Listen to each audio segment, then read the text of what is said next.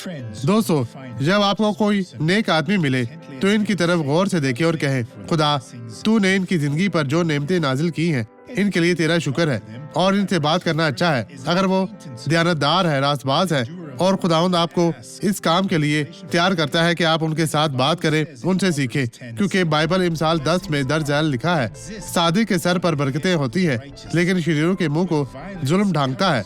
वो भाई जो अफसोस के साथ पीछे हट गए हैं, जिन्होंने गलत किया है, जो झूठ बोलते हैं और लोगों को धोखा देते हैं, प्यारे भाइयों, तशद्दुद इनके मुंह को ढांपता है। अगर आप इनसे कोई खास बात कहने को कहेंगे तो आप गौर करेंगे और देखेंगे कि वो आपको बहुत बुरा भला कहेगा। अब इस गवाही को देखें और जिसने बरकत पाई।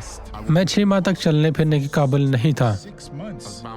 मैं व्हील चेयर पर और फिजिकल थेरेपी सेशन करवा रहा हूँ।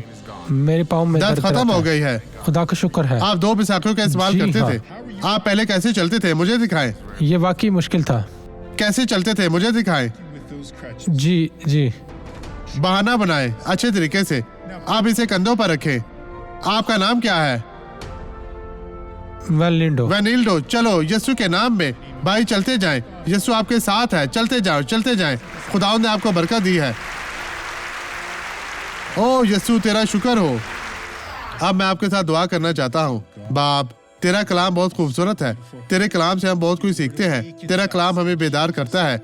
ये हमें तेरी मर्जी पूरी करने में ले जाता है। खुदा, मैं अपने ईमान को इन तमाम लोगों के ईमान के साथ जोड़ता हूँ जो अब मेरे साथ दुआ करते हैं। मैं अब तमाम बुराई की मलामत करता हूँ। मैं कहता हूँ, बदी इन लोगों से निकल जा, यीशु के नाम पर चली जा। और आप कहें, तेरा शुक्रिया यीशु, खुदावंद मेरा ईमान है। खुदावंद में ईमान रखे और बरकत पाए। ये फतह आपकी है, ये जीत आपकी है।